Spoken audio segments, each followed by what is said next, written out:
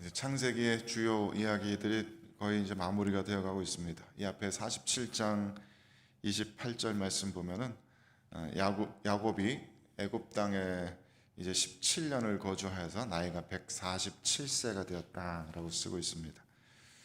이제 147세의 나이에 야곱이 죽음을 준비하고 있는 것입니다.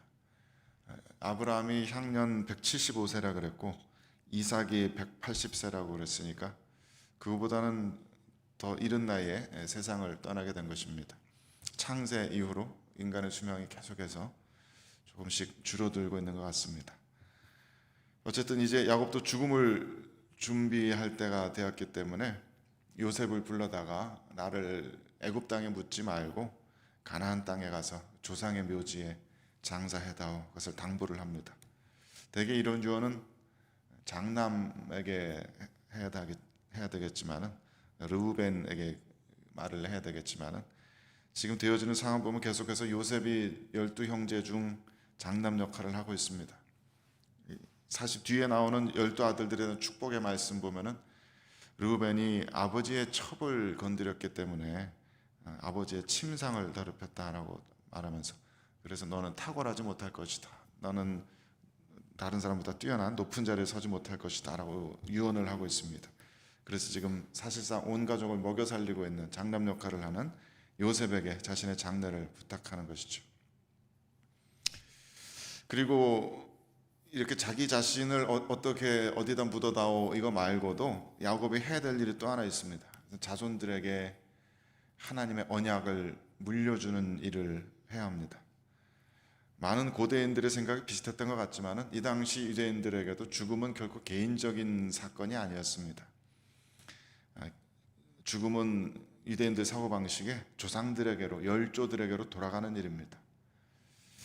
그러니까 야곱이 고향 땅에서 조상의 묘지에 장사해달라는 유언도 그런 의미에서 굉장히 중요한, 요셉에게 중요한 일, 야곱에게 중요한 일이 될 테고요. 그뿐만 아니라 죽음은 이전 세대에 받은 언약과 신앙을 다음 세대에 물려주는 사건이기도 합니다. 이제 자신의 세대는 끝난 것입니다. 그 다음 세대로 이제는 하나님의 언약과 하나님으로 받은 그 소망들이, 그 비전들이 물려져야 합니다. 할아버지 아브라함이 받은 축복의 언약이 이삭에게 물려지고 이삭의 언약이 야곱에게 물려졌듯이 야곱도 이제 그 다음 세대에게 그것을 물려줄 책임이 있는 것입니다.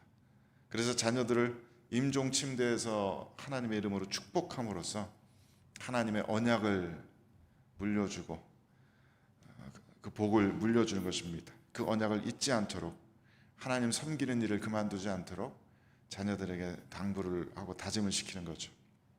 어떤 주석학자는 이러한 일을 가리켜서 기억을 소망으로 세례하는 일이다 라고 멋지게 표현을 했습니다. 기억을 소망으로 세례하는 일이다. 내가 받은, 하나님께 받은 소망과 비전, 언약들, 내가 살아생전에 받은 것이니까 나한테는 내 기억의 일부죠. 내가 그때 하나님의 말씀을 받았을 때, 그 은혜를 받았을 때 내가 어떠하였다, 내가 가지고 있는 기억입니다. 하지만 이 기억이 다음 세대에 물려질 때는 기억이 아니라 이제 소망이 되는 것이죠. 이 다음 세대에게는 앞으로 하나님께서, 우리 아버지에게 은혜를 베풀어 주신 하나님께서 우리들도 지켜줄 것이다, 우리 아버지에게 이런 언약을 주신, 비전을 주신 하나님께서 우리 세대도 지켜줄 것이다, 그런 소망으로 변화되는 것입니다. 그래서 기억이 baptism into a hope, 소망으로 세례받는 것이다. 멋진 표현입니다. 그래서 이제 야곱이 임종을 할 때가 가까웠다는 소식을 듣고 요셉이 먼저 다른 아들들보다 먼저 두 아들을 데리고, 므낫세와 에브라임을 데리고 찾아갑니다. 왜 그런지를 쓰고 있지 않습니다만 짐작은 할 수 있죠. 아마도 요셉은 이 므낫세와 에브라임 두 아들에 대해서 걱정을 하고 있었던 것 같습니다. 이 두 아들은 순수한 혈통이 아니거든요. 유대인들 혈통이 아니라 애굽의 제사장 딸과 결혼해서 낳은 반 유대인 반 애굽 사람인 것입니다. 사실 지금 이 가문이 거기에 대해서 되게 좀 예민하지 않습니까? 아브라함도 그 자기 아들이 이런 이방 여인들과 결혼하지 않도록 멀리 바단 아람까지 사람 보내가지고 며느리 찾아오고, 야곱 자신도 거기 가서 친족 중에서 아내를 맞았는데, 그러니까 요셉 입장에서는 우리 아버지가 내 이방인과의 딸에서 낳은, 이방인 여자에게서 낳은 내 아들들까지도 축복하실까, 그런 것을 걱정했던 것 같아요. 그래서 아마 이렇게 먼저 찾아왔겠죠. 그래서 5절 6절 말씀 보면은 그러한 요셉의 걱정에 대한 야곱의 답이 이것이 아닌가 싶습니다. 이렇게 되어 있습니다. 내가 애굽으로 와서 너에게 이르기 전에 애굽에서 네가 낳은 두 아들 에브라임과 므낫세는 내 것이라. 르우벤과 시므온처럼 내 것이 될 것이요 이들 후에 네 소생은 네 것이 될 것이며 그들의 유산은 그들의 형의 이름으로 함께 받으리라. 그러니까 므낫세와 에브라임이 원래는 야곱에게는 손자지만은 이들을 야곱의 아들로 입양하겠다는 겁니다. 그래서 이들에게 유산을 다른 형제들과 공평하게 나눠주고 이들에게 아비로 축복을 해주겠다. 얘네 므낫세 에브라임 뒤에 낳은 아들들은 네 아들 해라. 얘들은 내 아들이다. 그렇다는 얘기죠. 근데 이 이야기가 사실 창세기의 첫 독자들, 그러니까 가나안 땅에 들어가기 직전에 신명기 시대 때 그 유대인들에게는 굉장히 중요한 얘기가 됩니다. 가나안 땅 들어가기 전에 유대인들이 모여가지고 땅을 이미 자기들끼리 12지파 이렇게 나눴지 않습니까? 왜 이 땅을 12지파로 나눠야 하는지, 왜 므낫세와 에브라임에게 한 지파에 해당하는 땅을 물려줘야 하는지, 여기에 그 근거가 되기 때문입니다. 야곱에게 12아들이 있지만 12명 아들 중에 레위는 하나님을 유업으로 받는 사람이기 때문에, 족속이기 때문에 땅을 유업으로 받지 않아서 레위는 뺍니다. 그래서 11아들이 되었는데 거기서 요셉이 빠지고, 요셉 대신 요셉의 두 아들 므낫세와 에브라임이 할아버지 야곱의 축복을 다른 삼촌들과 함께 물려받는 거죠. 그래서 한 지파에 해당하는 복을 받게 됩니다. 요셉의 다른 아들들은 므낫세 지파에 속하든지 에브라임 지파에 속하든지 그렇게 해서 유업을 물려받게 된다는 것이죠. 그래서 12절 13절 말씀 보면은 침상에 앉은 야곱이 이제 몸을 일으켜서 침상에 앉았습니다. 그리고 요셉이 두 아들을 데려가는데 오른손에는 에브라임의 손을 붙들고 왼손에는 장남 므낫세의 손을 붙들고 합니다. 그러면은 이 왼손에 붙든 므낫세가 야곱의 편에서 보기에는 오른손으로 축복할 수 있게 편하게 그렇게 되겠죠. 그래서 이 두 아들을 데려가서 야곱이 그냥 손만 뻗으면은 오른손으로는 므낫세, 왼손으로는 에브라임을 안수할 수 있게 됐는데, 야곱이 갑자기 손을 엇갈려서 오른손으로 둘째 에브라임을, 왼손으로 장남 므낫세를 안수합니다. 오른손이 유대인들에게는 더 높은 쪽이고 권능의 손이기 때문에 이게 엇갈리게 된, 거꾸로 된 겁니다. 그래서 요셉이 그런 축복을 보고서 아버지 손이 바뀌었습니다 말하니까 야곱이 나도 안다 하면서 그의 아내가 그보다 형보다 더 큰 자가 될 것이다 이렇게 말을 하죠. 야곱이 어떤 의도로 그런 건지는 뭐 안 써 있습니다. 실수했다가 그렇게 말을 한 것인지 처음부터 의도했던 것인지 알 수는 없지만은 결국 그렇게 거꾸로 축복을 받게 되어서 에브라임이 더 높은 서열이 되었습니다. 므낫세가 더 나중 서열이 되었습니다. 그래서 나중에 이스라엘 왕국이 남유다와 북이스라엘로 갈라질 때 남쪽은 유다와 베냐민 지파를 통틀어서 유다 사람들, 남유다 왕국이라고 대표로 유다 지파 이름으로 부르지만은 북이스라엘은 에브라임이라는 이름으로 불립니다. 이스라엘 열 왕국 전체를 대표하는 그런 장자 지파가 된 것입니다. 근데 이와 비슷한 패턴이 성경에 계속 반복됩니다.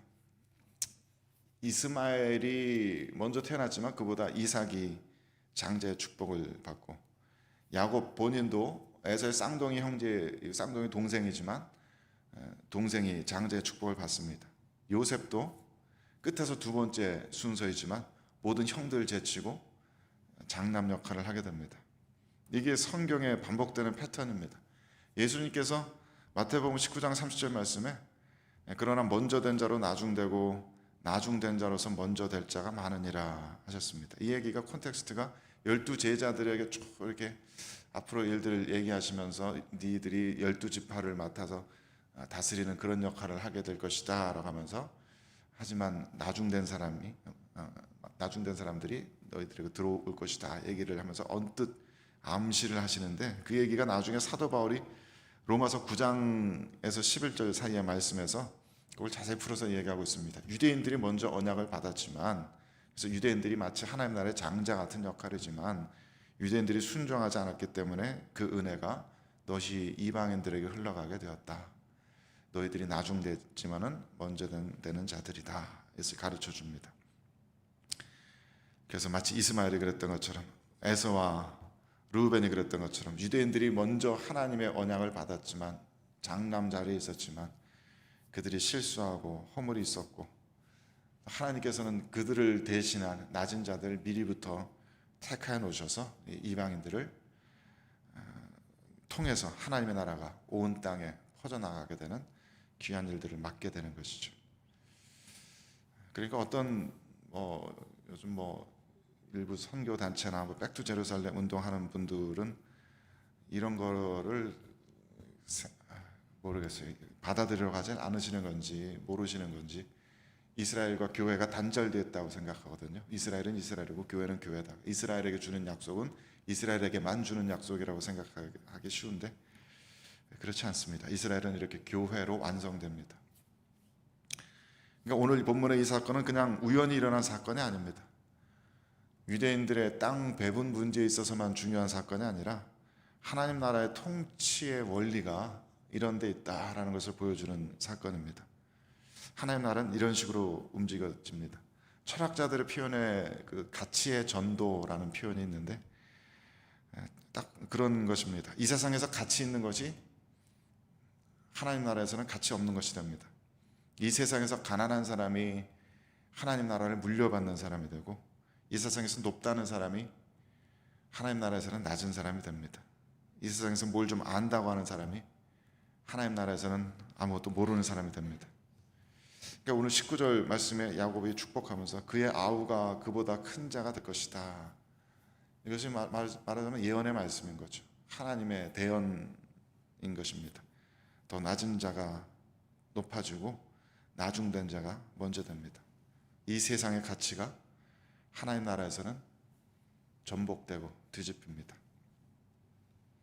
그래서 하나님 나라의 은혜는 높은 곳에서 떨어지는 폭포수 같다는 생각을 많이 해요. 나야가라 폭포 처음 배 타고 가봤을 땐 정말 그 장관에 놀랐는데, 겉에서 볼 때는 잘 몰랐는데 배 타고 그 밑에 가서 이렇게 올려다보니까 정말 물이 하늘에서 떨어지는 것 같더라고요. 너무 멋있었습니다.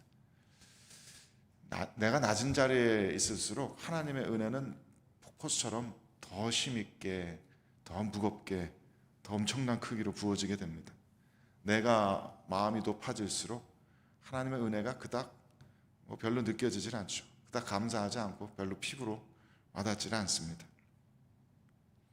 세상 속에서 우리가 얻고자 그토록 갈망하고 몸부림치는 것들은 대부분은 하나님 나라에서는 별 가치 없는 일일 겁니다.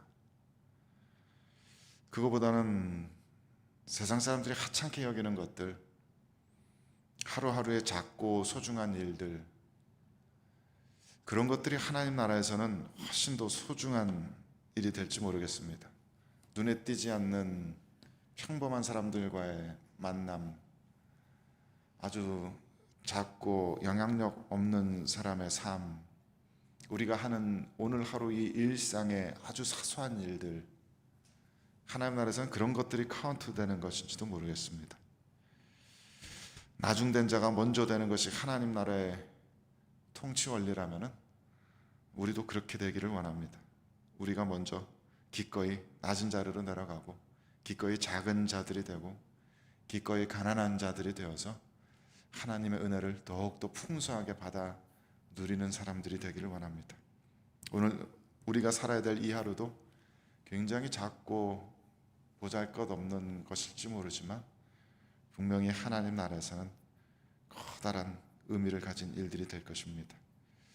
하나님의 말씀이, 통치 원리가 우리들의 마음을 붙드셔서 오늘 하루도 정말 중요한 하루를 살아내실 수 있게 되길 주님의 이름으로 축원드립니다.